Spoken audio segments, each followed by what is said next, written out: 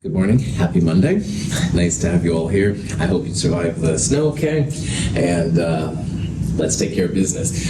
Today at 1 o'clock, 1:10, turn in problem step 5, which has material over chapters 10 and 11. Now, 10 is what we've covered more because of the snow, which I understand. So if the 11 is a little weaker, I understand. This will give you a chance then to kind of write down the information like we talk about it and stuff like that. Quiz 5 will be only over chapter 10. So it's going to have like a question on the solids, how to convert and stuff like that, but there won't be any of the stuff we're going to talk about today.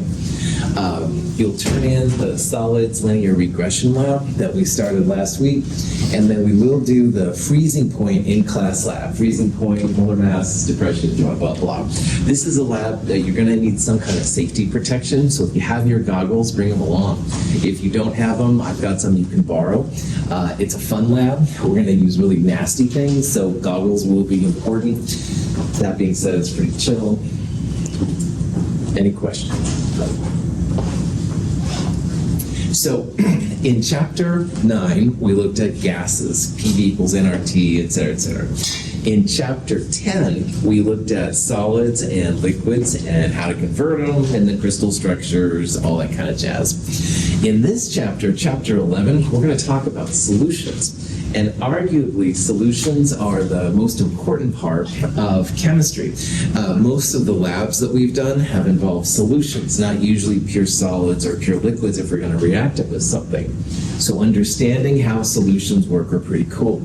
I am going to skip a couple of slides, so if you're following along with lecture notes and stuff, just realize it's going to be a little bit different. But we're going to hit the main ingredients here and see how this goes. So in a solution, there is a homogeneous type of solution and a heterogeneous type of solution. A heterogeneous solution is when you have like rocks in the water. You can actually see you have different things in there. Concrete is a good example of this too. You've got different types of rocks in the mix and stuff if you look carefully at it. Those are interesting, but not as interesting to chemists as an homogeneous solution. And a homogeneous solution means that you're mixing two things together and you end up with one phase. So this is an example of a copper 2 chloride. It's a solid. This person mixed it in water, which is, of course, as you know, a liquid. And you end up with essentially like a blue liquid. So this is the same phase. It looks like just a blue drink, all right? It doesn't look like anything strange. You see no more solid in there, you only see the liquid. And the homogeneous phase allows chemists to have a lot higher reactivity than you would sometimes if you had other things. Now, there are 3 types of homogeneous phase solutions. There's a regular solution, which is what we're going to focus on more. And depending on how much time I have, I'll talk about colloids and suspensions, which are more prevalent in biology and also in our life for that matter. Milk is an example of a suspension. There's particles in it that make it, its milk is just one solution, but there are actually pieces in it. But the important part here is that solutions really are the most important to chemists. They're the most reactive. If you tried to make a solid react with a solid, it takes a long time. But if you can get everything in solution, it goes a little bit faster. And we're all impatient when it comes down to it, so this is why things are kind of cool here. So solutions have at least 2 components, all right? They might have more than that, but they're going to have at least 2. Unfortunately, all these components begin with SOL. And SOL in regular parlance has a different meaning, which I'm not going to say in my G-rated class, but you have to be careful which of these SOL definitions you're using. The solute, I would consider to be the exciting part. So let's say that you're making a salt solution at home. You'd add sodium chloride, table salt to water, mix it up. This water solution tastes salty. Solute is the exciting part. You don't think about it as a water solution, you think about it as a salt solution. The solvent is usually the larger component of the 2. So in this case, water in the salt solution would be more prevalent than the salt itself. So solution equals solute plus solvent. They all become SOL. It's very frustrating. But anyway, just realize that's what it is. So in this example right here of this solution, the solute would be a copper 2 chloride. The solvent would be water. And then when the copper 2 chloride goes in water, as we talked about in Chem 221, the ions dissociate. So this would be the cation and this would be the anion. The water molecules surround them.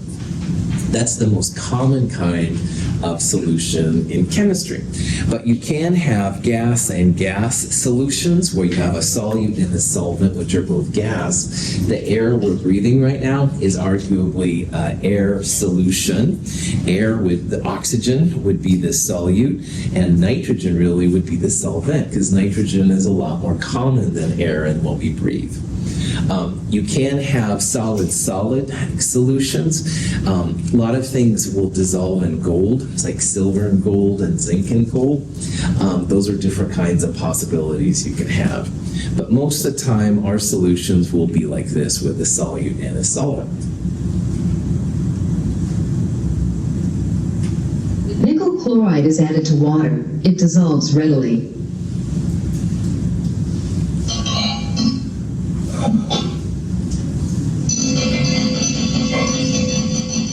Because more nickel chloride could be dissolved in this solution, the solution is called unsaturated.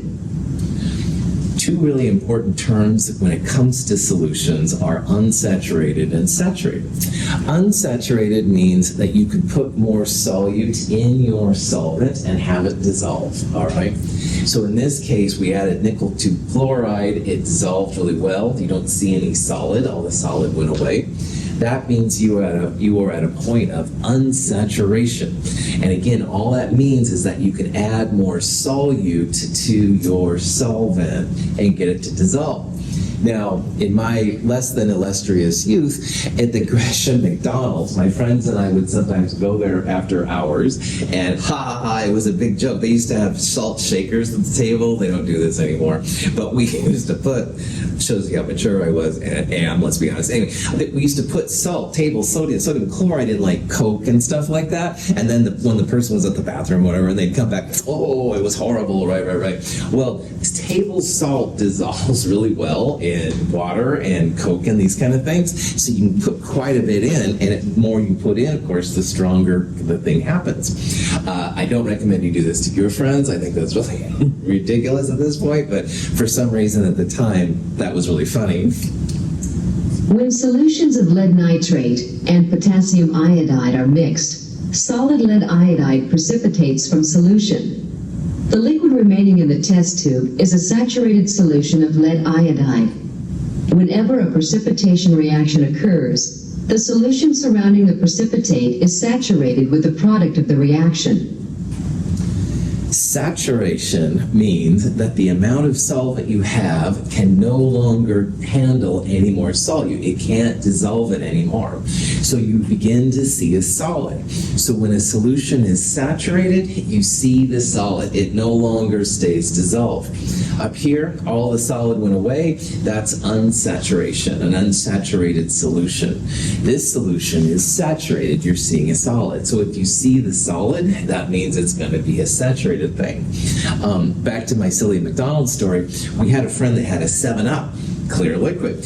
We put just tons of salt in, like this is so stupid. But anyway, finally we stirred it up and the stuff wouldn't go away. I'm like, oh my gosh, he's gonna come back from the bathroom or whatever. So anyway, don't do that. But anyway, we actually hit then the point of a saturation for sodium chloride in the 7-Up. Now that they had, and then the joke was over. And anyway, very immature. I don't recommend that you do that to your friends. But anyway, it does give a good example of unsaturation versus saturation. And again, unsaturated just means you can add more solute, get it to dissolve so it goes away. But when you're saturated, you actually see the solid begin to crash out. Crash out means it forms a precipitate. And you can't add any more solute at that temperature with that amount of solvent. When supersaturated sodium acetate is poured onto a few grains of solid sodium acetate, The amount of sodium acetate dissolved in excess of the saturation point precipitates, forming a solid. Some of the liquid solution, which is now simply saturated, becomes trapped within the solid. Once in a while you hear about a supersaturated solution. This usually happens when they take some kind of solute solvent and they heat it up. All right, so they heat the solvent up. And generally speaking, things are more soluble at warmer temperatures. So at, say, closer to 60 degrees Celsius, you'd have more solute able to dissolve than you would have at room temperature, roughly 20-25 degrees. Then you cool it down and you just scratch it, or you use a seed crystal like they did here on this slightly Freudian looking thing. But anyway, then all of a sudden it just precipitates out like crazy and it makes a really obvious solid solution. Like all of a sudden, like you snap your fingers and it becomes saturated. So supersaturated is kind of a special kind of condition. It's something in organic chemistry that can help you sometimes to precipitate a solid. Just realize that it has to do with having a soup with a solution which is usually warmer. They dissolve more and then they cool it down fast. Another compound term which is important is called miscible. And miscible just means that two or more, usually liquids, dissolve really well in each other. And so, most ionic compounds are very miscible with water. You could also have things that are polar that dissolve well in other polar things, like acetone and water. So if you hear the term miscible, that means that they get along, they dissolve well. Immiscible means that they don't get along well. So for example, if you've ever tried to add oil, like olive oil, to water, if you're making pasta, the olive oil floats on the top. Those two are immiscible. They don't dissolve well. And speaking of solubility, most ionic compounds are fairly soluble in water at room temperature, which is roughly 20-25 degrees. But this graph here shows how the solubility changes with temperature. Temperature is increasing to the right. And you'll notice that most of these compounds become more soluble as the temperature goes up. Like these go really, really soluble. Sodium nitrate is incredibly soluble. On the other hand, once in a while, you'll see a compound which does become less soluble as more temperature goes up. So if you have to make a guess, as temperature goes up, the solubility of the solute in the solvent goes up too. That's more often the case. We'll talk more about this phenomena in Chem 223.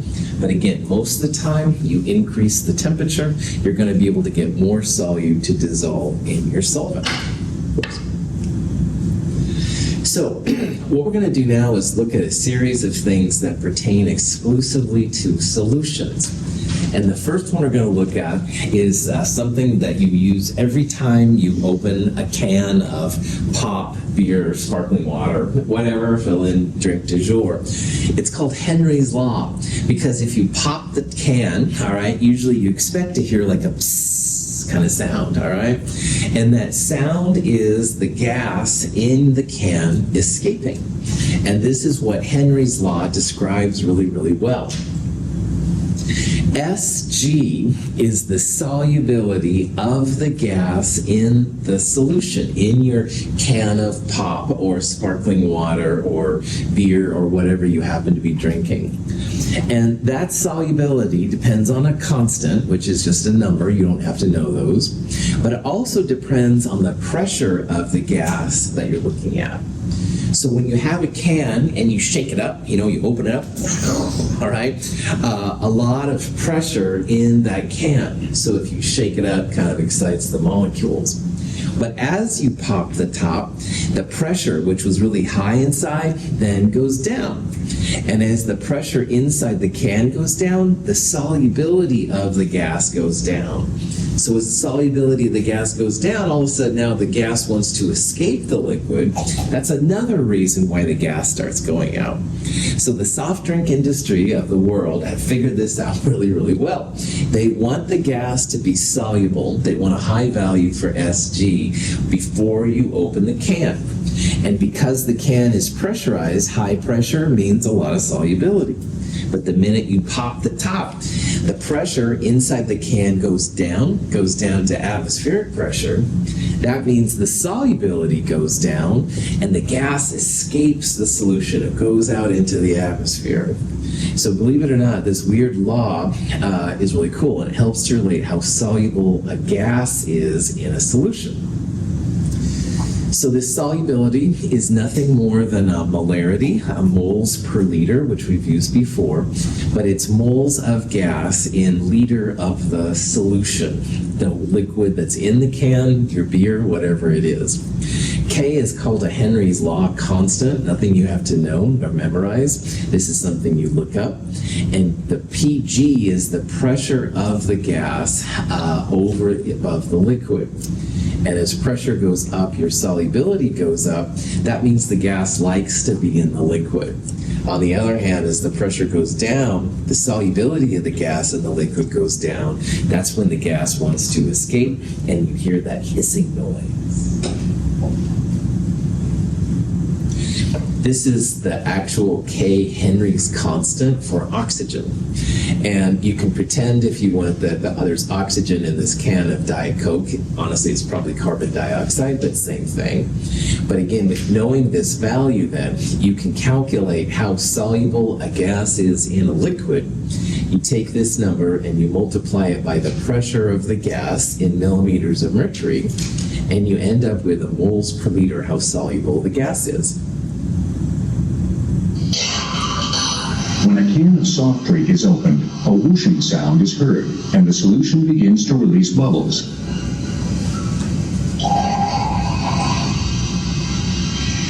The escaping gas is carbon dioxide.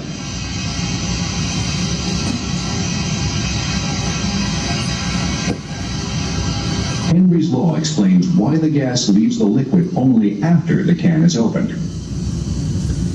So as the pressure of the can goes down, the solubility of the gas in the liquid goes down.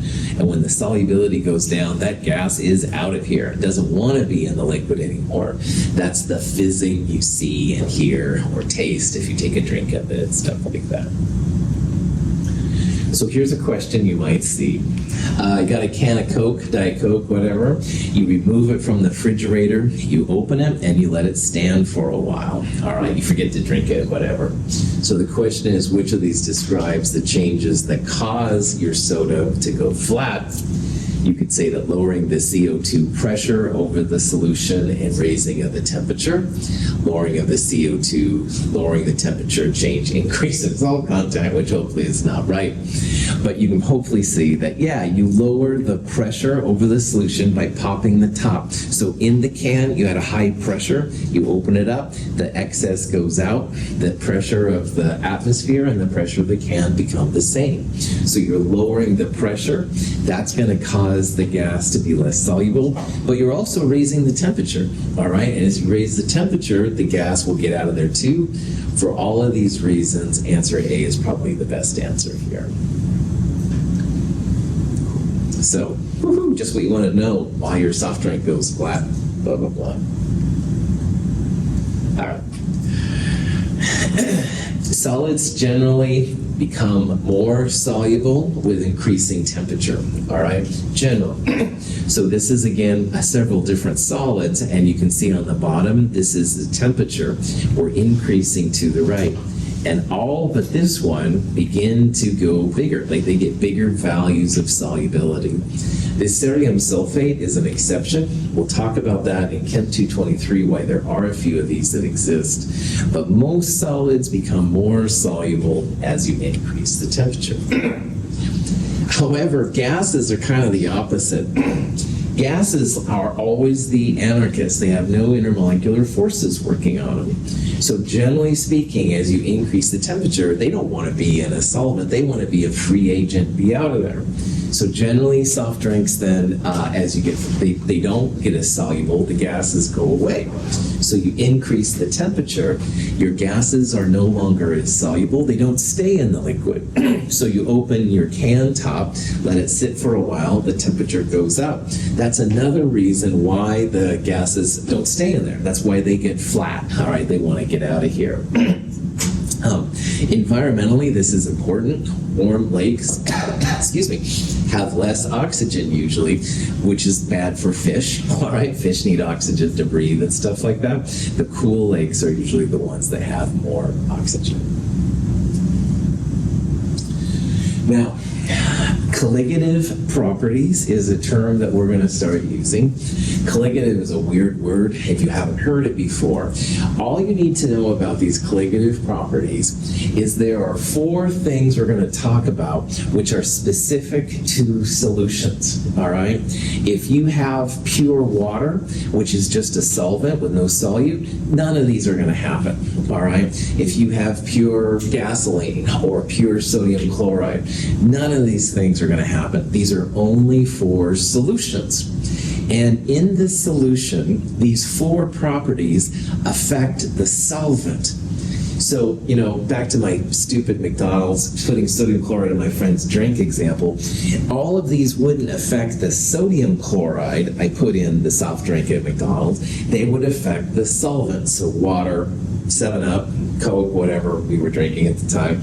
I was under 21, so we don't have to go there. But anyway, it would affect the liquid part, if you will, the solvent, but not the solute.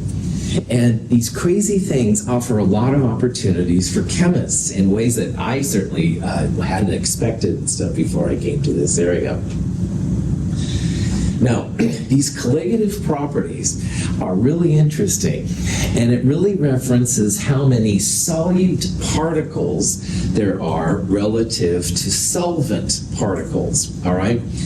And it doesn't really matter what kind of particles you have, and this is really weird for chemistry. Like, it really doesn't matter for these things to work if you have hydrochloric acid or acetone or sodium chloride, all right? It just depends on the number of pieces you have. And why this is important is because of these colligative properties, we can no longer use just molarity. And molarity, moles per liter, is the king of the units in chemistry.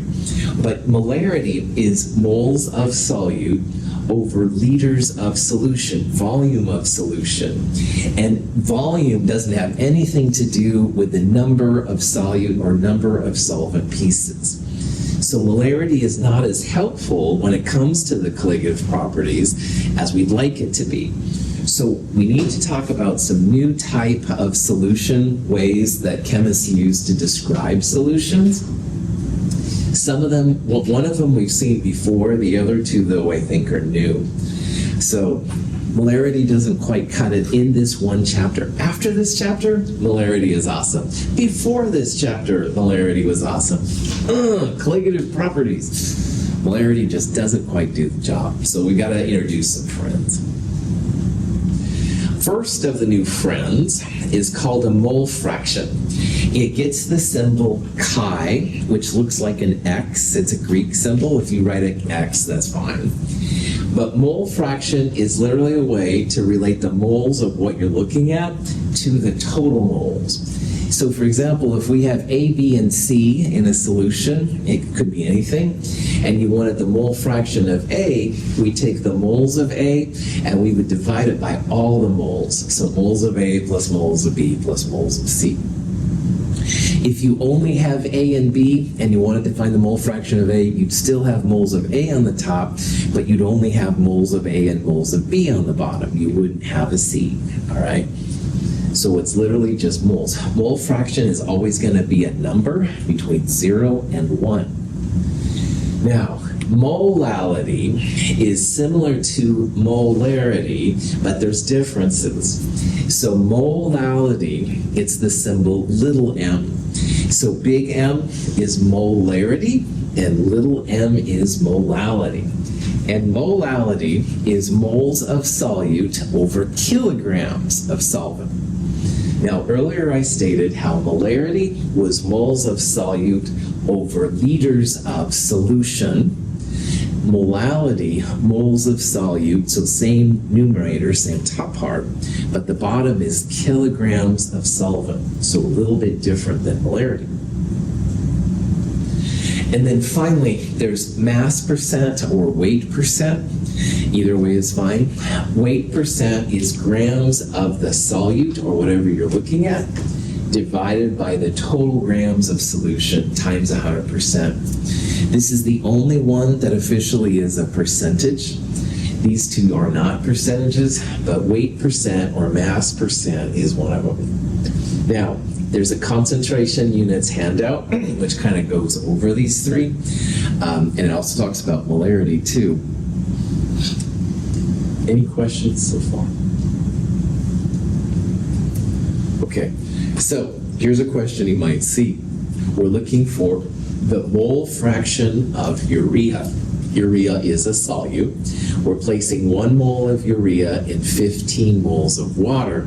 The question is, what is the mole fraction? So what you would do here, moles of the urea, 1 mole on the top, and you divide it by the total moles on the bottom. So 1 plus 15, you'd have a 16 on the bottom. So 1 divided by 16 in your calculator comes out to be 0.063. Woohoo! That's the mole fraction of urea. It's moles of what you're looking at divided by total moles in the solution. Cool. Your calculator will help you a lot in this section. Okay, so let's do some examples. This is ethylene glycol. It helps to keep your radiator from freezing sometimes when it gets cold. We're placing 1 mole, which is 62.1 grams, of ethylene glycol in 250 grams of water. And from this, we want to calculate mole fraction, molality, and weight percent of the ethylene glycol. Ethylene glycol is a diol. It has 2 OHs on it. We talked about it briefly in organic chemistry. Well, anyway, to do a problem like this, you need to have solute and solvent in grams and moles. So if you look here for the ethylene glycol, you've already got the grams, 62.1, and you already have the moles. It's exactly 1.00 moles. So you're good to go there. But in this problem, we have the grams of water, but we don't have the moles of water. So if I was looking at this problem, the first thing I would do is calculate the moles. How do you go from grams of water to moles of water?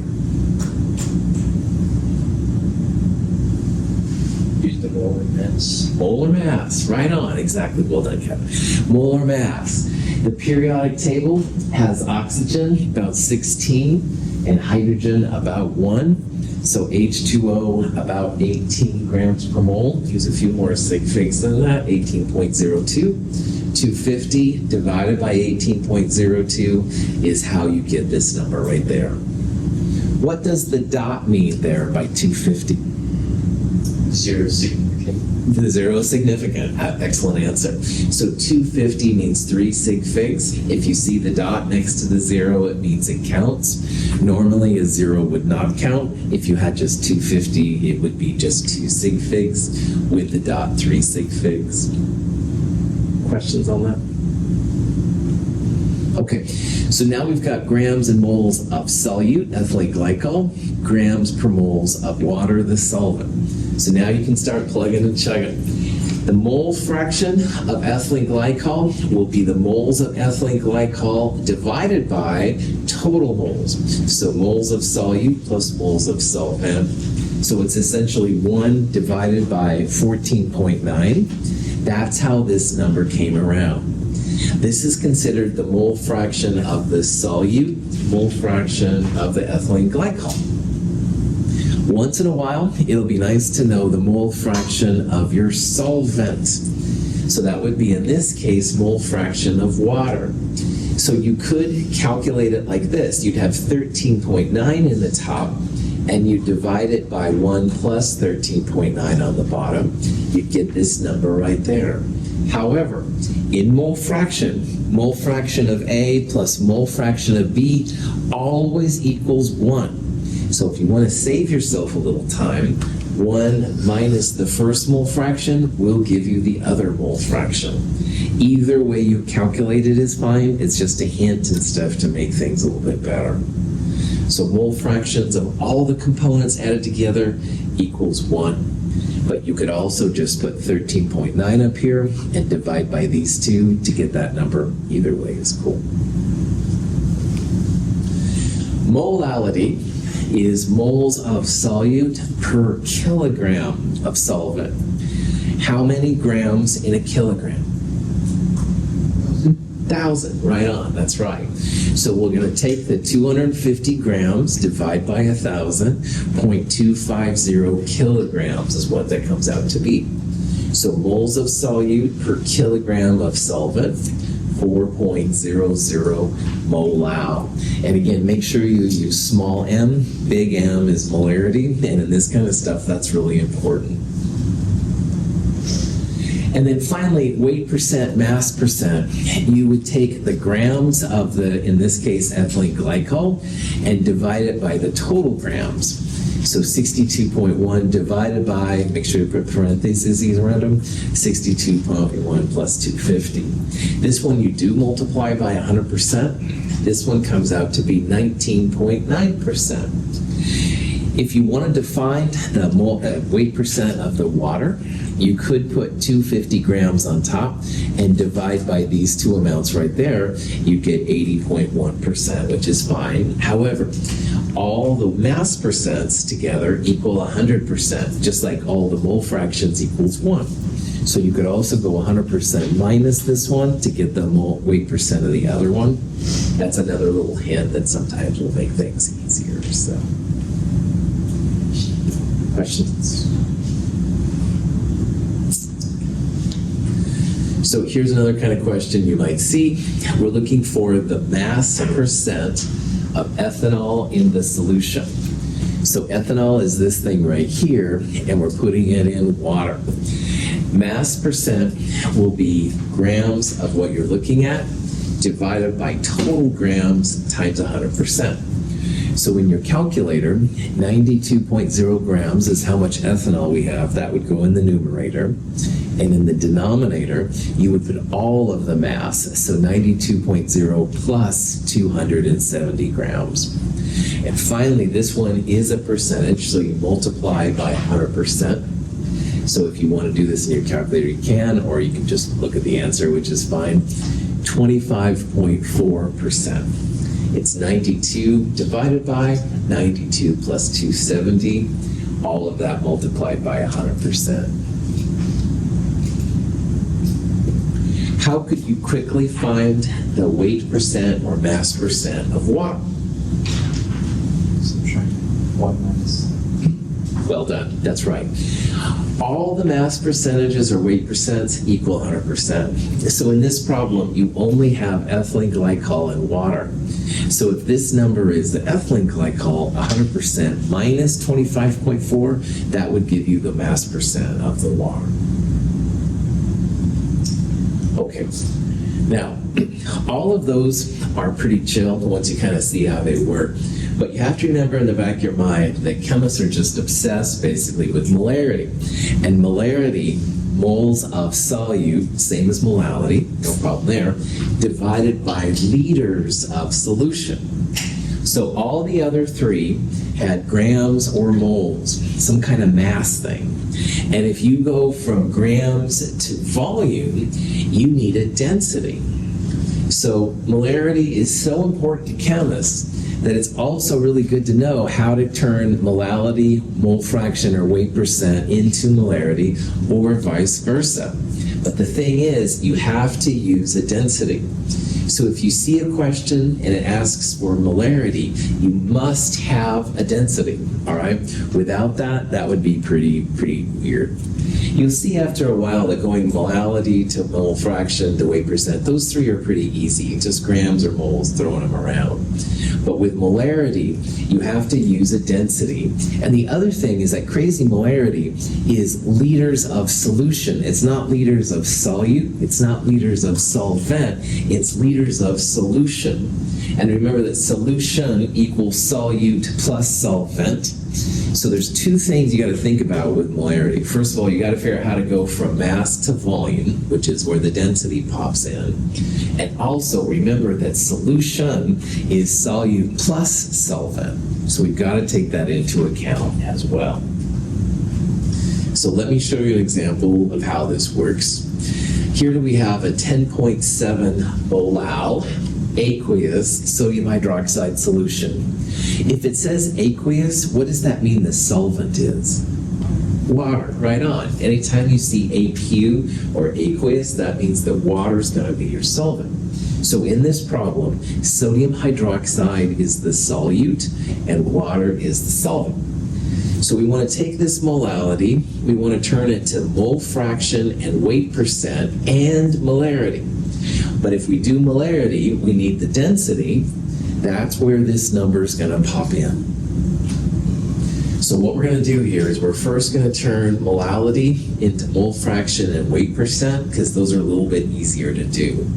Then once we have all that data, we're going to use it and the density to find the molarity of the solution. Cool. So to start this kind of problem, 10.7 molal. What I would do is I would assume you have exactly 1 kilogram of solvent, 1 kilogram of water. And if you have a kilogram, that means you have 10.7 moles of solute, 10.7 moles of sodium hydroxide. So if you're starting with molarity, assume a kilogram exactly. So then you have a kilogram of water and 10.7 moles of sodium hydroxide. Then that kilogram, is 1,000 grams. And 1,000 grams divided by 18.02 gives you 55.5 moles of water. So now you've got grams of solvent and moles of solvent. Take care of business. Now, 10.7 moles sodium hydroxide, that's the moles of solute, but you do need grams of solute. So this is the molar mass of sodium hydroxide. You add up a sodium, about 23, an oxygen, about 16, and a hydrogen, about 1. That's where the 40 number comes from. Again, the periodic table will be your friend as well. So 40-ish times 10.7, 428 grams sodium hydroxide. So now we have grams and moles of solvent, water. We have moles and grams of solute, sodium hydroxide. So now we can start figuring out mole fraction and weight percent. Any questions so far? So mole fraction sodium hydroxide will be moles of sodium hydroxide divided by total moles. So that means 10.7, which is the moles of sodium hydroxide, divided by moles of NaOH plus moles of water. And this comes out to be 0.162. If you ever calculate a mole fraction larger than 1 or less than 0, something's wrong. So this one comes out between that range, so that seems reasonable. Weight percent or mass percent sodium hydroxide will be grams of solute, 428 grams, divided by total mass, water plus NaOH, times 100%. And that number comes out to be 30%, 30.0% sodium hydroxide. So now we've got the first two. We've got mole fraction and we've got the mass weight percent. And we didn't use the density at all here, you can see, because we're just going grams to moles, moles to grams to figure out all these things. No problem. But fascist molarity is used more than any other unit in chemistry. And molarity, big M, moles of solute over liters of solution. The good news is we already have the numerator. We already have the moles of solute, 10.7 moles NaOH. That's going to be the top part of molarity. But what we need to do is figure out the liters of solution. So that's going to be the grams of solvent plus the grams of water combined. And we're going to use this density to turn grams into milliliters or centimeters cubed. So in this problem, what we saw is we have 1,000 grams of solvent, water, and we calculated 428 grams of solute, sodium hydroxide. So the solution mass will be these two numbers added together. So that's 1,428 grams of solution, solute plus solvent. You just mix them together. And this solution mass and this solution density can be used to find the volume of the solution. So 1428 grams of solution divided by the density gives you 1,070 milliliters. And if you divide that by 1,000, 1.07 liters of solution. So how we figured out the volume here is we took grams of solute plus grams of solvent to get mass of solution, the whole thing. That number and the density allowed us to find the volume of solution, which was 1,070. Turn it into 1.07 liters, good to go. Then the mole solute, which we had before, divided by the liters of solution, molarity comes out to be 10.0 molar. So the molarity is 10.0 M. Questions? Now, all of this is math you can do. It's a little weird, I won't lie, but it is all stuff you can do. I highly recommend that you check out this concentration units handout. It's in the companion and it's online. If you can't find it, email me and I'll send you a direct link. This has examples and lots of examples of turning, say, molarity into mole fraction or mole fraction and molality into molarity and all these kind of things. And you can follow along with them to make sure that you can do it. It's totally things you can do. It just takes a little bit of practice. So check the concentration units handout out. It's a really good one. Questions? All right. Another type of unit that you hear about once in a while, which is kind of cool to talk about, is called parts per million. Now, parts per million is used in biology and environmental science a lot. It's for very, very, very small amounts of concentration. So down here, you can see here's some kind of dirt in water. And 0, 1, 10, 100 parts per million didn't really do anything. But man, you start getting to 1,000 or 10,000, you begin to really see stuff in your water solution, all right? So parts per million can be super, super important. Now, part per million, which is I think the most common one, would be like 1 gram of substance in a total of 1 million grams of what you're looking at. So this is often applied to water samples. So this would be 1 gram of your stuff you're looking at in 1 million grams of water, essentially. So very, very, very small concentrations. You can have parts per thousand and parts per billion. Part per billion would be 1 gram in 1 billion, 10 to the 9th grams. And parts per thousand could be 1 gram in 1,000 grams, 10 to the 3rd grams. But the reason I want to talk about it is that the lab parts per thousand is a measure of precision, how close your measurements are together. And this parts per thousand is more like a molarity. It's how much solute you have in solvent, essentially, but for very small things. So there's 2 types of parts per thousand, all right? Our labs use parts per thousand for precision, average deviation divided by average times 1,000. This parts per thousand is used if you have something in your water samples or something like that that you need to worry about. Questions on that? Okay. Vapor pressure of a liquid depends on the ability of the liquid's molecules to break intermolecular forces and escape into the vapor phase. A molecule can escape only when it has enough energy and is at the surface of the liquid.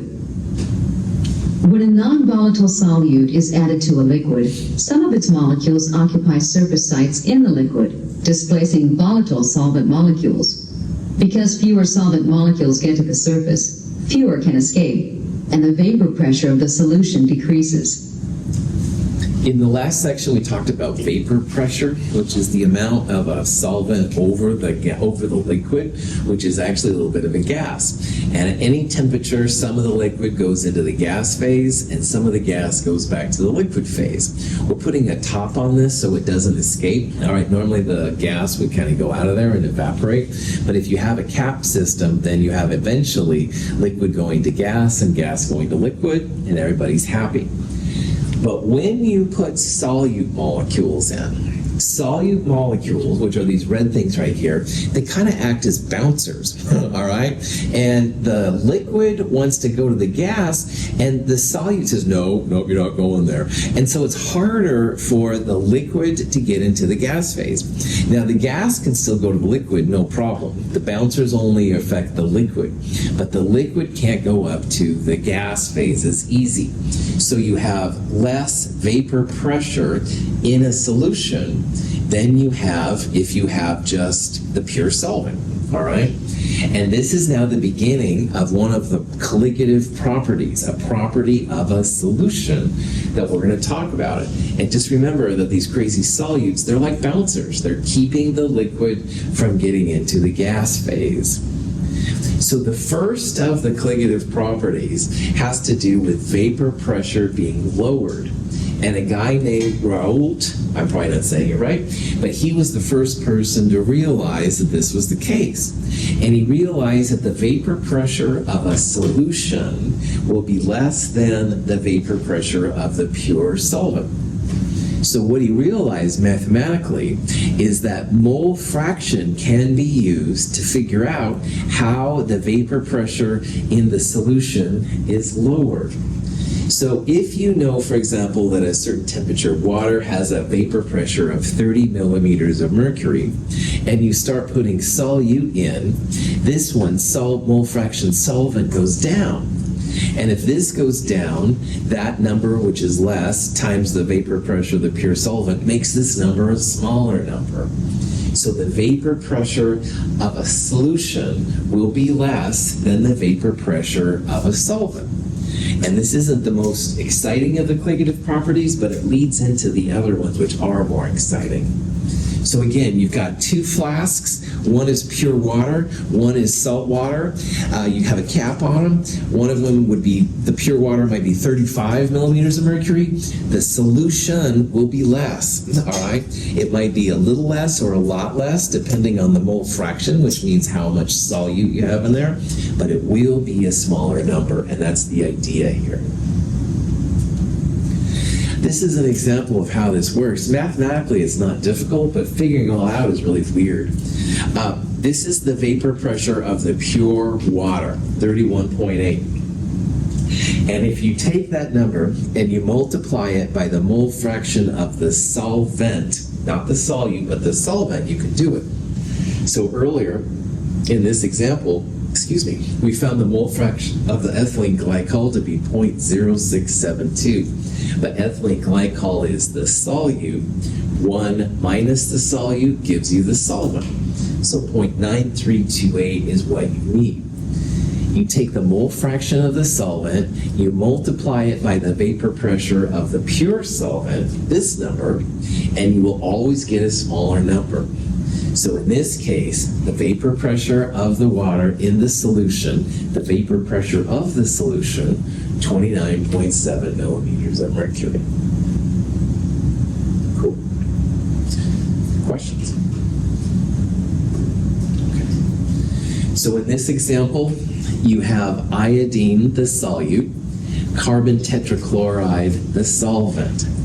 And carbon tetrachloride, when it's pure, 504 millimeters of mercury, that's its pressure. What's the vapor pressure in the solution? And you know that the answer has to be less than 504. It's not going to be 504, it's not going to be 514, it's going to be one of these three. And to figure it out, you want the mole fraction of the carbon tetrachloride. So you take the moles, you have to turn grams into moles here, you divide it by the, here's the moles right here. Moles of carbon tetrachloride in the top, you divide it by total moles in the bottom, That's going to give you the mole fraction of the solvent, 0.980. Multiply it by the vapor pressure of the pure stuff, 494 millimeters of mercury. It's going to be the vapor pressure. Solution's always less than the pure solvents they came in.